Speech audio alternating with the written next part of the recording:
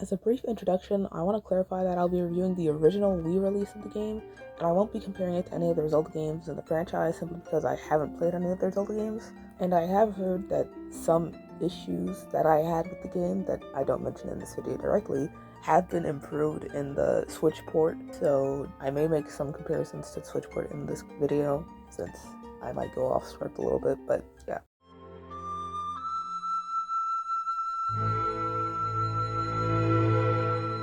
Gameplay.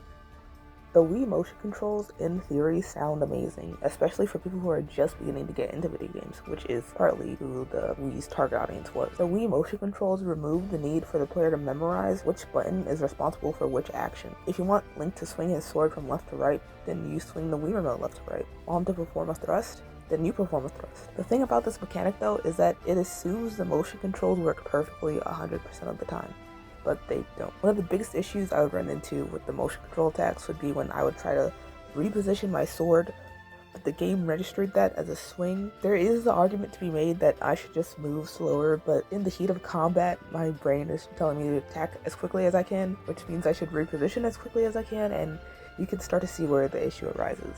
This also sort of threw off the pacing of combat for me, as sometimes I would find myself slowing down to a very noticeable degree. Like, it honestly wouldn't even feel that cool anymore since I'm just so slowly, like, thwacking at the enemy. Like, okay, hold on. I just need a second to reposition the sword. Okay, and now I'm gonna hit you. Ha!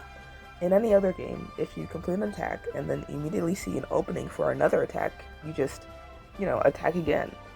But when I was fighting enemies with the Skyward Sword, I'd have to quickly assess how much time I'd have to reposition and then attack before my opponent could strike me. Then from there, I'd decide if it would be better to just back up, use my shield, or reposition and attack. This resulted in the fights feeling drawn out and slow since the somewhat janky controls limited how quickly I could perform any action. Now, I know I just shat on the controls for being imperfect, but overall, I still like them. I know it's gimmicky and a bit childish, but I like childish stuff, okay? It feels cool to pretend to swing a sword around, even if I look kind of stupid doing it. The motion controls also allowed for a more nuanced and unique fighting experience that was more involved than just simply pressing a button to attack. I do think they could have fixed the issue I had with the repositioning by just having the player, hold a button to signify that their motion should not be interpreted as a swing. Like, the left and right buttons in the game, honestly, I couldn't even tell you what they were used for, at all for anything. But again, overall, I liked the swordplay mechanic, and it was really refreshing to play in this way. Movement. Now, movement in this game can be a bit rough.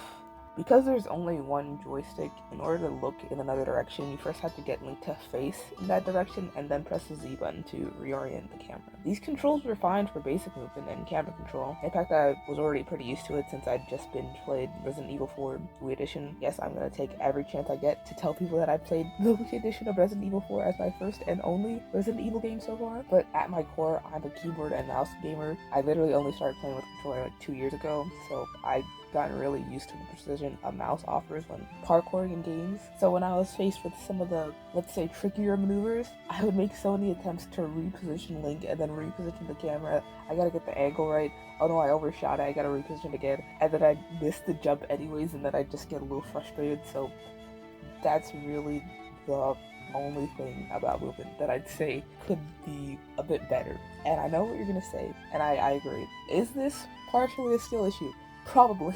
I probably could just get better at, using a controller to move in games in general. And one last thing I'm not going to get into, but I just want to mention the flying mechanic. Just know I'm not the biggest fan of it. Moving on.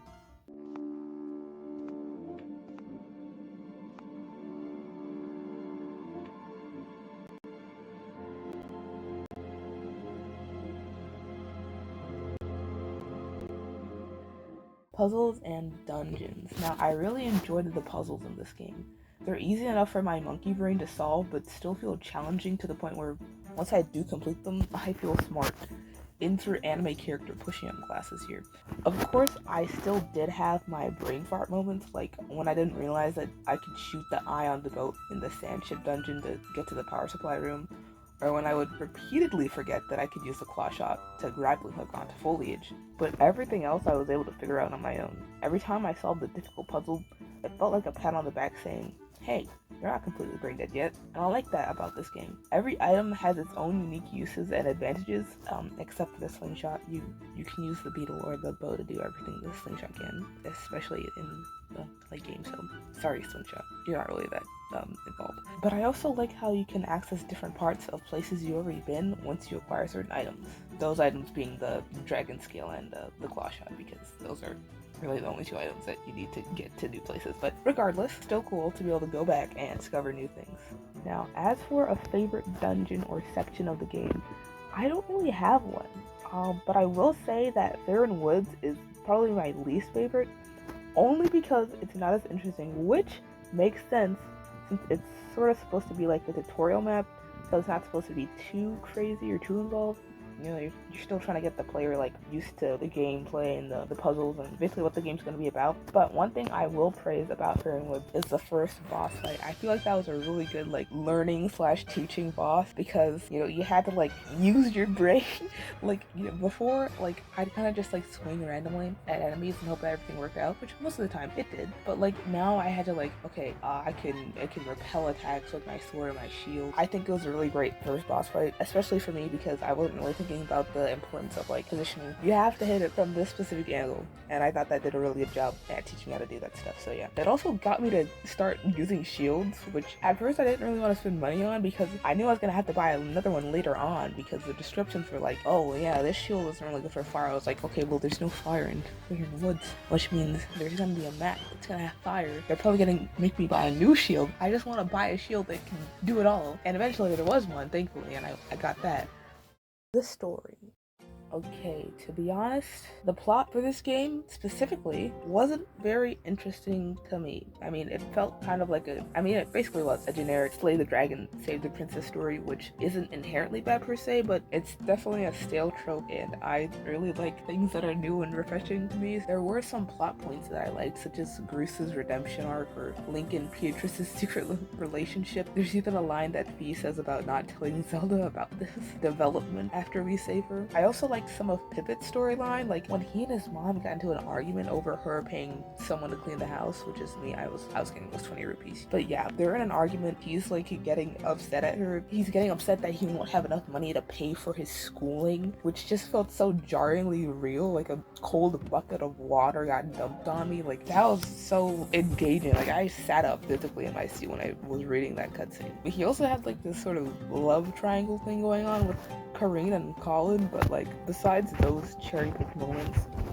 I didn't really care for the story too much, which isn't a deal breaker for me. You know, the gameplay and puzzles on their own were more than enough to keep me coming back. It's just that the story didn't do anything to enhance the game's overall quality for me personally. And maybe it would have been better or made more sense, or there would have been, you know, like Easter eggs that I would have found or pointed out if I'd played the previous games or any other games in the franchise. But as a standalone game, the story gets a 5 out of 10. So, to conclude, Skyward Sword as a game is actually really good, especially considering its age. It's like almost 15 years old at this point. I know I spent a lot of the video talking about things that I didn't like about the game, but honestly I loved the gameplay and the dungeons and the side quests, and I can see why it's such a popular and successful franchise. Again, I know that there was a remake for the Switch, so maybe some of the complaints I had were fixed in that port, but I basically had to replay the entire game again on Switch to find out, and I don't exactly feel like dropping $60 and 60 hours to find out. There was also a lot of other aspects of the game I'd love to talk about, like the music alone. It's just amazing. I mean, it complements the scenery so well without becoming too generic. It also does a great job at capturing the essence of the Wii. Hearing this music and playing the game makes me feel like I'm 10 again, even though I never played any Zelda game when I was 10, so it's weird, but it's nice. Anyways, I hope you guys enjoyed this video. Leave a comment, tell me if there's anything important you thought I left out, if you think I should make a part 2, subscribe, or leave a like if you want to see more. This is my first sort of scripted video, although I did go off topic sometimes, but hopefully if I do make another one like this, the writing will be a bit better, more fluid. But yeah, I'll be back with another video in the near distant future. Later.